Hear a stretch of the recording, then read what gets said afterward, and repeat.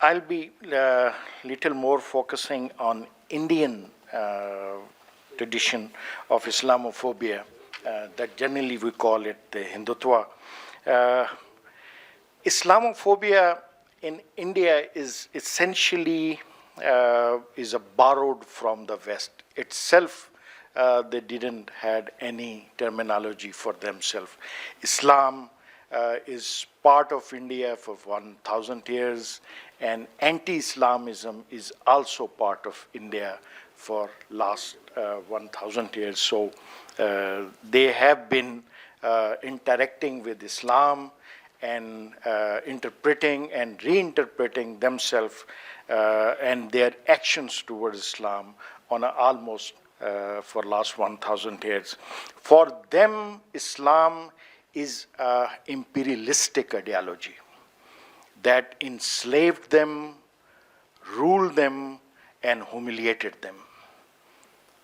Then Islam is now recovering under the grab of Nehruvian state in the name of minority, which they call the pseudo-appeasement, pseudo-secularism, and the policy of appeasement, through which Islam is trying to come back, justify its capture of Indian property.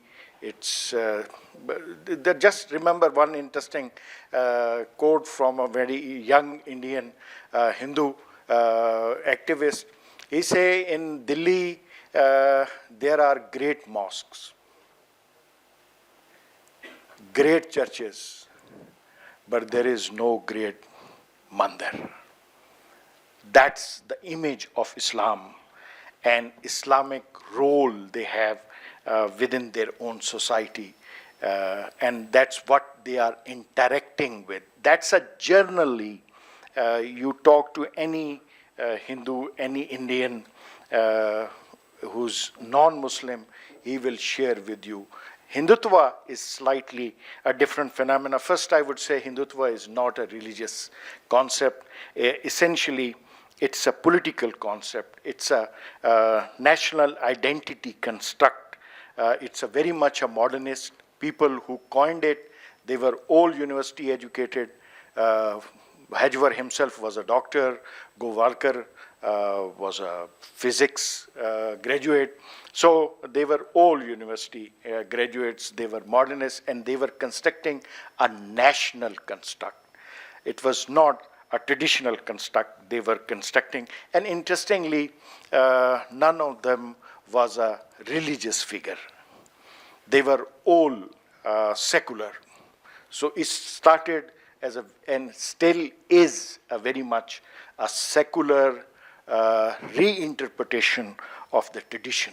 They are essentially using the entire construct of Hindutva, and people who are at the moment identified with it, the concept of Hindutva or the symbol of Hindutva were not the basic constructor of Hindutva. Essentially, it was the Savarkar, V.D. Savarkar, who created it, and they have virtually no love lust with each other. Both hated each other, and still they hated each other. Even traditional Hindus, they didn't like Savarkar. There was a very interesting moment when Morarji Desai visited Andaman Island, and the jailer of the Andaman Island very enthusiastically told him that, may I show you the room in which Savarkar was kept, and virtually Morarji Desai didn't show any interest and didn't visit that room. So Savarkar was not a very popular personality. So it was later on that Hindutva as a concept justified the entire ideology of nationalism and became a symbol of or the trademark of the Hindu nationalist movement, Rashtriya Swami Sevak Sangh. And mostly it symbolizes a kind of a national identity, number one, a national identity construct. it's very much borrowed from romantic European nationalism at that time, which was going through. That's why some of the outfits they are wearing is closer to the German Nazis. But at that time, most of these organizations were wearing almost the similar type of a uniform. Ihrar was using almost the same uniform. Tanzim, Muslim Tanzim, as opposed to the Tablighi Jamaat, it was also using the same. Muslim Guard was using almost the same uniform. So it is essentially that where they were trying to unify the diversity. This reconstruction of thought essentially is the unification of the diversity. Hindus are perceived as diverse, weak, and feminine.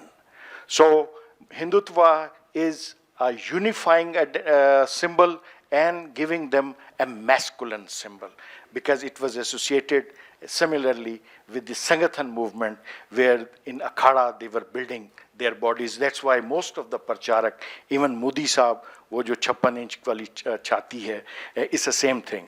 Yashwashina, all Parcharaks, they have very well-built bodies because entire their life they spent in Akhada as a religious duty as well. All these, basically Hindutva is kind of a masculinity is shifting from soft India to an India which now has the kill factor. Softer India, diversified India didn't have a kill factor. Now they think they have the kill factor. If they follow that's one of the main reason that Indian youth is supporting the Hindutva policy.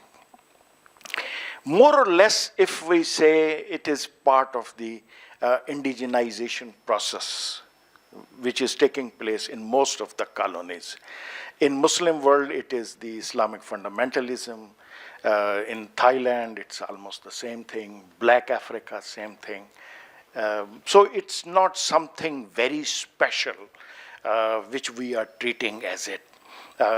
It is part of the indigenization process. Whenever you reach down, you will have as a tradition which is religious, which is in the past, which is myths and all these things. Mythology is very much there in every tradition. So it's not very unique thing. Almost similar things are taking place other part of the world. But how politically, I'll be talking about, it is used with reference to our topic of Hindutva, diaspora, and the present day politics. It is kind of creating an identity. It is an identity created in opposition to Muslim. Virtually, you can say this identity is dependent on anti-Muslimism. If Muslims are not there, Hindutva identity disappears. Without Muslim, there is no Hindutva identity. Entire identity is constructed in opposition to the Muslims. So it is an oppositionist identity. Two, it is giving a justification and explanation to the decline. We used to be the great, where pagodas used to fly, our gods and goddesses used to rule the world, right? Suddenly what happened to these Hindus? Muslim happened to the Hindus. So it is a justification. It is the biggest justification everywhere. We don't have mandir in Delhi, Muslim has to be justified. In Varanasi, there should be Muslim mosque. Who built it? Muslim built it. Right? We are divided. Who is doing it? Muslim do it. We are not killers. Who is killing it? Muslim killing it. So it's a biggest Muslim are the justificationist explanation of their decline or the kind of a situation in which they find themselves today. Thirdly, it also provides a great mockery kind of a thing. Muslims are depicted in a very funny movement. Women are wearing that Turki burqa, हमारे यहाँ से गायब हो गया. India में अभी तक वो तुर्की बुर्का है. हम चूंकि दुबई चले गए थे तो इसलिए हम वहाँ से हिजाब लेके आ गए, ठीक है ना. लेकिन इंडिया में अभी भी तुर्की बुर्का है, वो 3 परतों वाला, ठीक है ना. It's virtually that is depicted.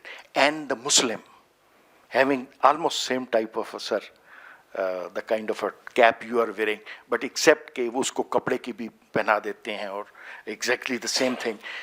Modi Saab himself on the stage on national TV depicted Muslim exactly like this. So it's very easy to communicate. These cartoons are Muslims, right? So Hindutva become a comprehensive concept through which they are justifying themselves, they are identifying themselves, and they are also creating a public support base. Thirdly, as for the diaspora, they created a new organization, Vishwa Hindu Parishad, World Hindu Council. Its only job was to organize diaspora outside. Diaspora was very successful in Europe. They had a lot of money, but they didn't have link back. So VHP provided them the link back. Give us money, we will invest it in India. It will be your contribution to the Indian reconstruction. Interestingly, entire Middle India was mobilized with VHP money, and VHP created schools and colleges. Otherwise, Hindu nationalism was simply a pure middle-class, urban, city dwellers party. VHP helped them reach out to the rest of the India through these schools and these welfare activities. And entire this was coming from the outside. And it made diaspora meaningful. They were earning a lot of money. They were contributing to the poor people of their own blood. And also, it was a contribution back. RSS network, the Sangh Parivar is everywhere. You pick up any function of the society and RSS will have a wing. RSS didn't used to have a wing about the Muslim. Now they even have a wing about the Muslim. They are not giving Muslim the full membership. Even when in 80s they were part of the Janta, it was asked to them, but this was rejected. Interestingly, Tablighi Jamaat also rejected that Hindu should be part of Tablighi Jamaat or even Jamaat Islami. So that's how RSS also justified. RSS refused to make Muslim the full members, the Pracharaks of their organization. But now as secondary organization, all secondary organization, at the top are the Pracharaks and below are the member of the same party. So that's where Muslims were justified. Virtually every part of India, you will have the RSS Shah with Akhada, with Hanuman Mandir, and with the Guru. Everywhere. And interestingly, most of the middle class like their children to be part of it, because they will be having exercises, learning religion, and staying away from the ills of the society. And that's where it's the recruiting ground of the RSS membership. How politically relevant and for us as well? Look, with Kashmir, we are repeatedly saying majority is Muslim, majority is Muslim. No. This entire principle is rejected by the Hindu nationalists. They say the land is Hindu. Whether people who are living there are Muslim, Christians, whosoever, land remains Hindu. So it's a very simple thing. Hindu Rashtra will be a hierarchical Rashtra. On the top will be the Hindus, and the rest will be the non-Hindus. If there will be any clash between the ethos of Hindu Rashtra, the Hindu Rashtra ethos will prevail. That's where, even in Babri Mosque, they were saying Supreme Court has nothing to do with it, because essentially it's the Hindu land and it's a Hindu property. Whether mosque is there or not, simply since we are saying Ram was born here, it is our land. No question asked. Thirdly, South Asia, throughout Indian creation, Indian National Congress and also the Hindu nationalists, they see the security of India in a regional terms. If region is breached, Indian security is breached. Where Pakistan is perceived as the breacher of South Asian security, Indian security, because we invited the outsiders. There was a very interesting moment in history when Soviets invaded Afghanistan. It was the same time Mrs. Indira Gandhi waived her objection to Pakistan's participation in non-aligned movement. General Zia visited Delhi, and Mrs. Indira Gandhi told him, forget about the eastern border, focus on Afghanistan. Because this part of India is the defender of India from the West. Always India is defended by its periphery, whether these are the Rajputs, Muslims, or Chawlas, they defend India. Mainstream India virtually don't care. Hanus Dilli Durast. It's the same for everybody. Exactly like our present 4-day war, Delhi is not affected. Whatever happened on the periphery, khair hai. नए rifle ले लेंगे, वो तो French Rafale जो थे वो गड़बड़ हो गए थे, वरना मोदी साहब की तो 56 इंच की है, वो उसमें कोई नहीं है. Islamophobia everywhere like India is cognitive and geographical both. Cognitive, that it is a clash of ideas, and Muslim ideas are in clash with Hindu ideas. That's where Islam is rejected. And second, Islam is a geographical force. If get together, it can encircle India. That's why that fear of encirclement in 80s was used by the Advaniji when he was having his yatras.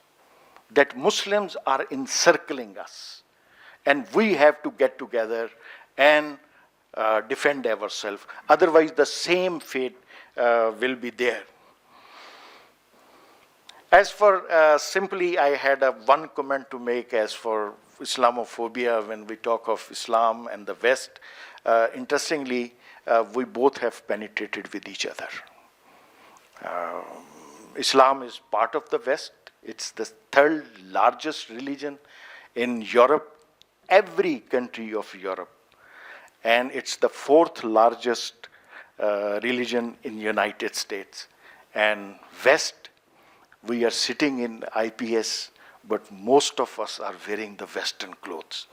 And it's a mixed gathering. Great women thinkers are also sitting with us. So you can understand how much West has penetrated among us. So on that, I will not go mostly. Mostly RSS and Hindu nationalists, they used terminologies of Islamophobia to harmonize their policies at the international level. The biggest harmonizing factor is calling Kashmir struggle as terrorism. Because at that time, terrorism was popular at the top. So it was easier to sell them and tell them these are terrorists. Lashkar-e-Taiba, terrorist. Hizbul Mujahideen, terrorist, right? So it is easy. They are borrowing and they are using exactly like Bollywood. Borrowing the story, even the songs, and recreating it. Last point I would say, how to respond. I don't know about us. Our response should be very much there as our Air Force did it. In India, it's the Shaheen Bagh effect. Muslim women and Muslim youth has reached out to the left and secular. Shaheen Bagh was a very interesting phenomenon. We have not studied it in its depth. Muslim women were sitting in 92 cities, not in one city, 92 cities, the so-called conservative women, right? And they were facing every day the nonsense coming from the Hindu nationalists who were surrounding them. And there they provided a platform where every youth used to come and recite the Indian Constitution. Byproduct of this Shaheen Bagh was that Rahul Gandhi in his hand has the Indian Constitution.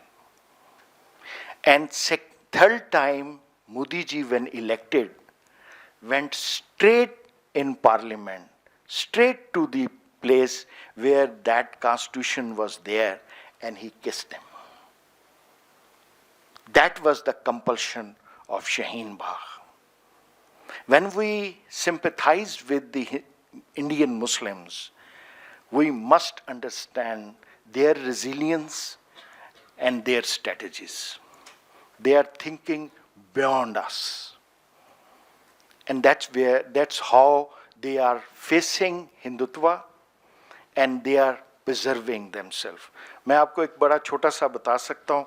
बच्चों का interview कर रहे थे, छोटे छोटे बच्चे गली में खेल रहे थे और उनसे पूछ रहे थे कि मुसलमान बच्चे थे कि तुम क्या करोगे.